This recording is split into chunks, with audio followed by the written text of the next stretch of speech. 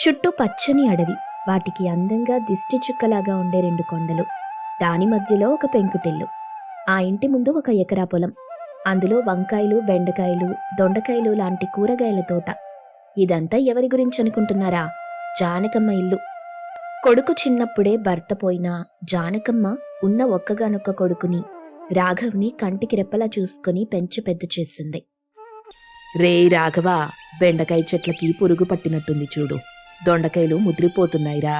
రేపు సంతకి తీసుకెళ్ళు అంటూ పంట గురించి చెప్పేది. ఆ మాటలు రాఘవ కూడా తూచా తప్పకుండా పాటించేవాడు. నేను చూసుకుంటానులే అమ్మా అని తల్లి కొడుకులు ఎంతో ఆప్యాయంగా ఉంటూ వచ్చిన ఆదాయంతో తృప్తిగా జీవించేవారు. జానకమ్మ ఒకరోజు గుడికెళ్ళింది. పూజారి గారు, మా అబ్బాయి పేరు మీద అర్చన చేయించండి అంటూ జానకమ్మ అర్చన చేయించి గుడిమెట్ల మీద కూర్చుంది. మనసులో దేవుణ్ణి స్మరించుకుంటూ ప్రశాంతంగా ఉన్న గుడిని చూస్తూ ఉండగా పెళ్ళిళ్ళ పేరయ్య వచ్చాడు. అమ్మా నమస్కారం.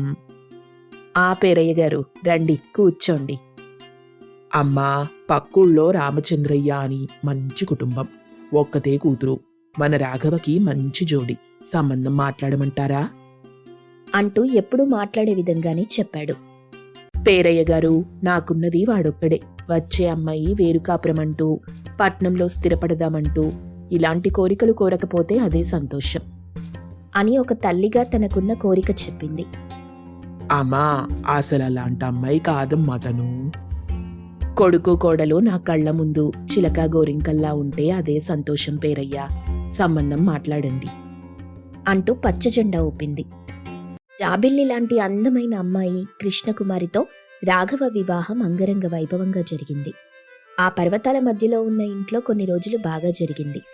రాఘవ కూరగాయల తోటలో పనిచేస్తుంటే కృష్ణకుమారి సాయం చేయటం, పాదులకి నీళ్లు పోయటం లాంటివి చేస్తుండేది. తరువాత సంతకి కూరగాయలు అమ్మడానికి సైకిల్ మీద వెళ్తుంటే ఎదురొచ్చేది. ఇలా జరుగుతుండగా ఓ రోజు మధ్యాహ్నం పూట ఇంటి ముందు అత్త కోడళ్ళు కూర్చొని ఉన్నారు. ఏమ్మా, ఇక్కడ నీకంతా వసతిగానే ఉందా? ఏమైనా ఇబ్బందిగా ఉందా?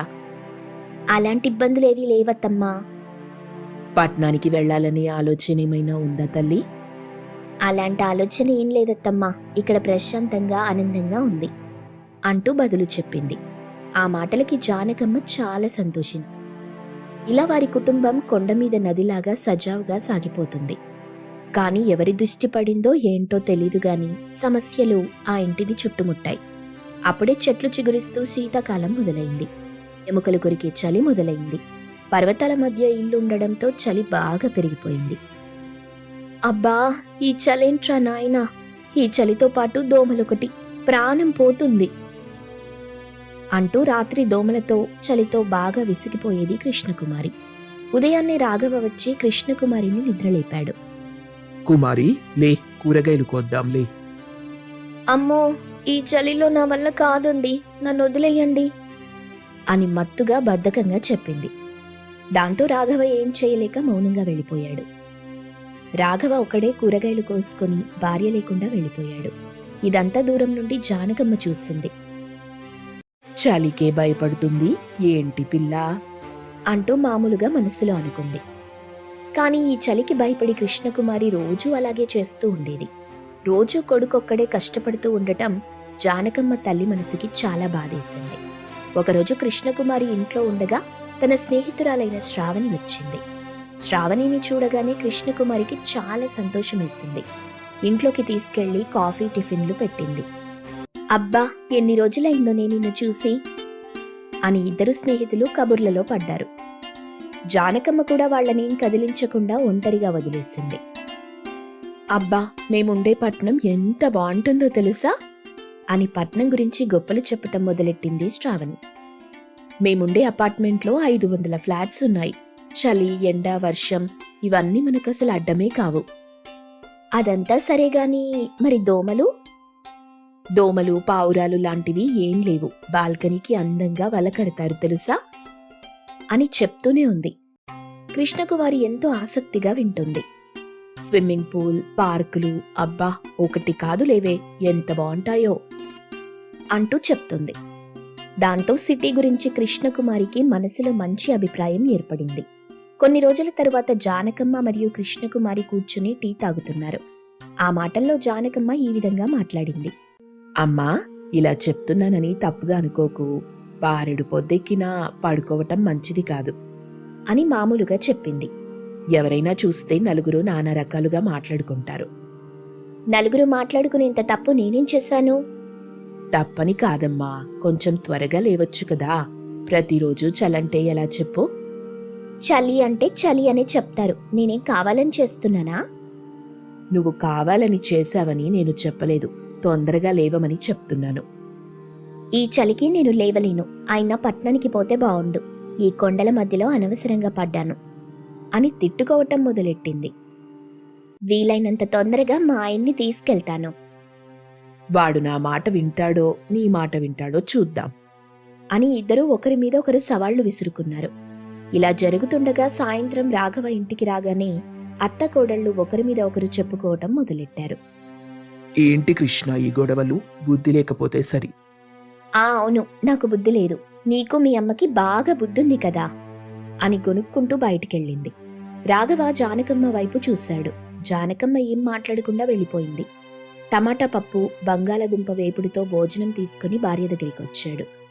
కుమారి అని పక్కన కూర్చున్నాడు. కృష్ణకుమారి దాంతో ఇంకొంచెం అలిగి మూతి తిప్పుకుంది. కృష్ణ అంటూ ప్రేమగా పిలిచాడు. కాని కృష్ణకుమారి పలకలేదు. రాఘవ నవ్వి, కృష్ణ, మా నాన్న ఎలా ఉంటాడో కూడా నాకు తెలీదు. నాకు ఊహ తెలిసినప్పటి నుండి మా అమ్మ కష్టమే నాకు గుర్తుంది అని నిదానంగా చెప్పటం మొదలెట్టాడు. కోపంలో ఉన్నా కూడా కృష్ణకుమారి వినటం మొదలెట్టింది. ఊరి చివర కొండల మధ్యలో ఏదో పనికిరాని స్థలం కొన్నాడు మా నాన్న. మా బంధువులు, చుట్టుపక్కల వాళ్ళు మా నాన్నని తిడుతూ ఉండేవారు. కానీ మా అమ్మ మాత్రం ఈ పొలంలోనే కూలి పని చేసింది, వ్యవసాయం చేసింది, ఇల్లు కట్టింది, పనికిరాని స్థలాన్ని పంట పొలంలా మార్చింది అని చెప్తూనే ఉన్నాడు. కృష్ణకుమారి తెలియకుండానే ఆసక్తిగా వింటుంది. చలికాలం, వేసవికాలం, వర్షాకాలం వస్తూనే ఉంటాయి.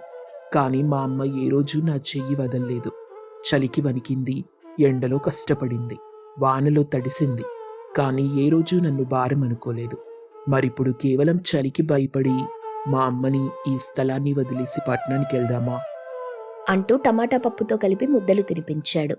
కంటి నిండా నీళ్లతో కృష్ణకుమారి ఆ ముద్ద తినింది. దోమలున్నాయని ఇల్లు తగలబెట్టుకుంటామా? ఏదో చిన్న సమస్య వచ్చిందని కుటుంబాన్ని ముక్కలు చేసుకుంటామా చెప్పు అని ప్రేమగా చెప్పాడు. దాంతో కృష్ణకుమారి నేరుగా లేచి ఇంట్లో గదిలో ఉన్న జానకమ్మ దగ్గరికి వెళ్ళింది. అత్తయ్య, నన్ను క్షమించండి.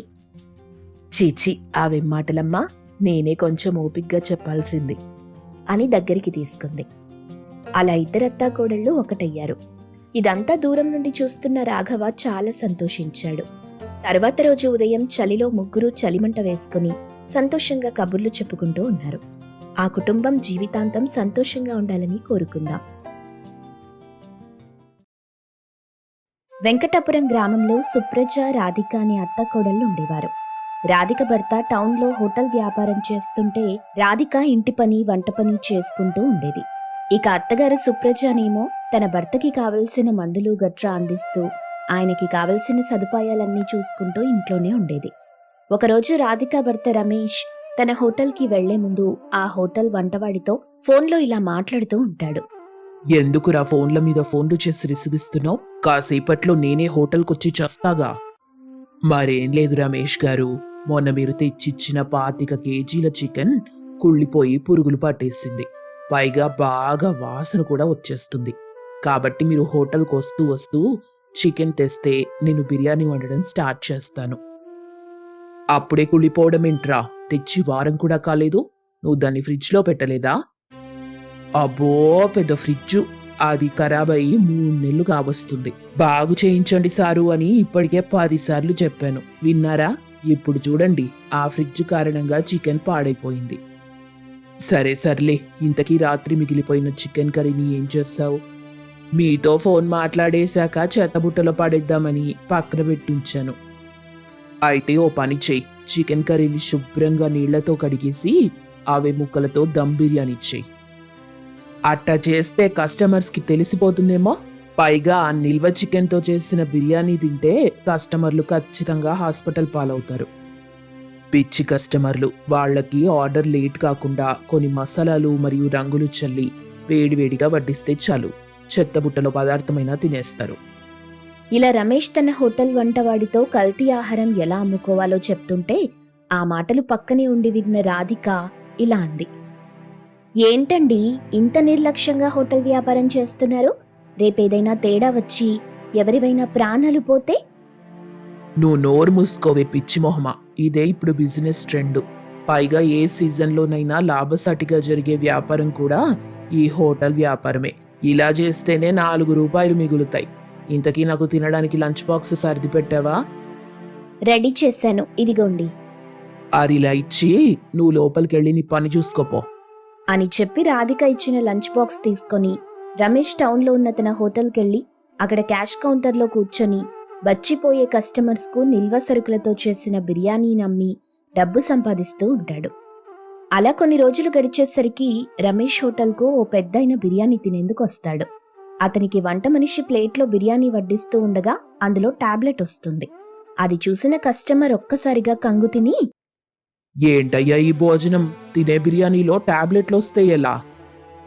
ఏదో పొరపాటున పడుంటుంది సారు, దాన్ని పక్కకి ఇసిరేసి శుభ్రంగా బిర్యానీ లాగించండి, వేడివేడిగా ఉంది. నాకొద్దయ్యా ఈ బిర్యానీ, నేను వెళ్ళిపోతాను ఇక్కడి నుండి. అయితే ఆర్డర్ చేసిన బిర్యానీకి డబ్బు కట్టేసిళ్ళు. నేనెందుకు కట్టాలయ్యా డబ్బులు? నేనసలు ఒక్క ముద్ద కూడా నోట్లో పెట్టలేదు. అయినా టాబ్లెట్లు వేసి చేసిన బిర్యానీని ఎవడైనా డబ్బిచ్చి మరీ కొంటాడా? అదంతా మాకు అనవసరం, ముందు నువ్వు కౌంటర్లో డబ్బు కట్టేసేళ్ళు.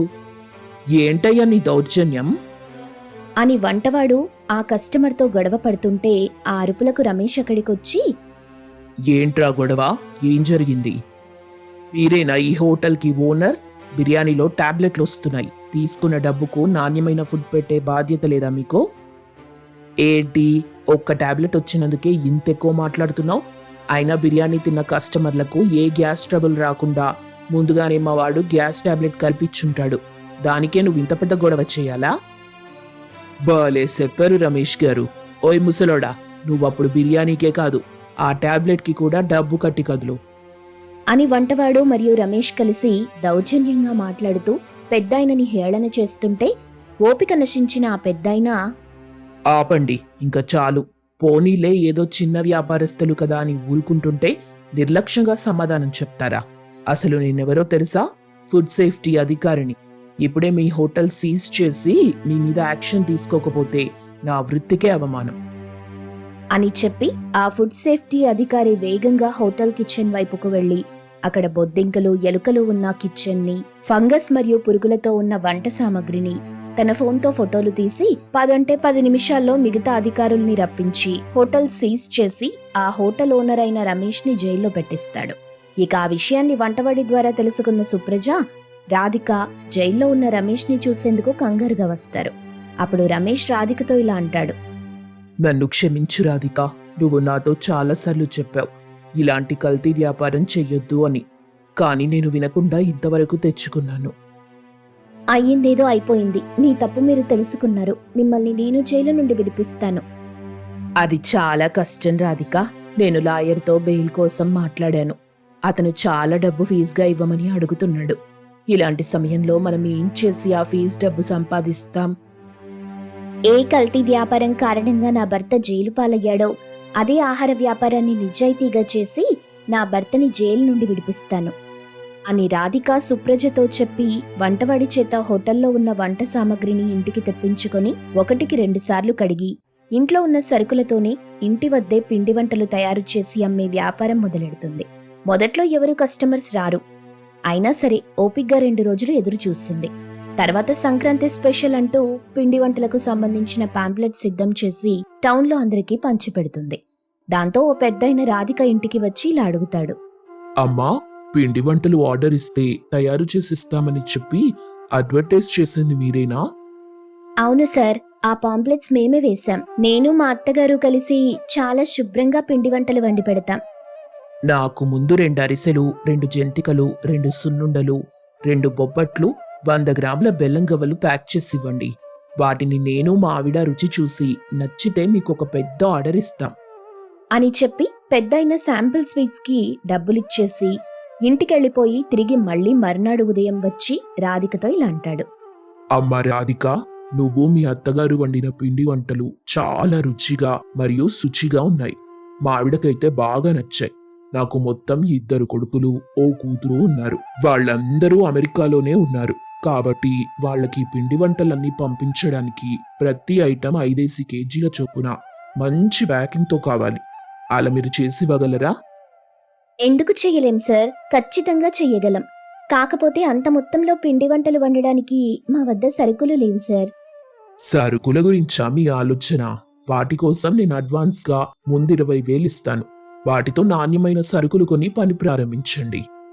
అని పెద్దయిన డబ్బివ్వగానే వాటితో అత్తాకోడలు ఎక్కడ లాభం కోసం ఆలోచించకుండా నాణ్యమైన నూనె, పిండి, నెయ్యి కొని పెద్దయిన చెప్పిన పిండి వంటలన్నీ తయారు చేసి సమయానికి ప్యాకింగ్ కూడా చేసేసి ఆర్డర్ రెడీ చేశారు. దాంతో పెద్దయిన వారి నిజాయితీకి మెచ్చి ముందుగా అనుకున్న దానికన్నా ఎక్కువ డబ్బిస్తాడు.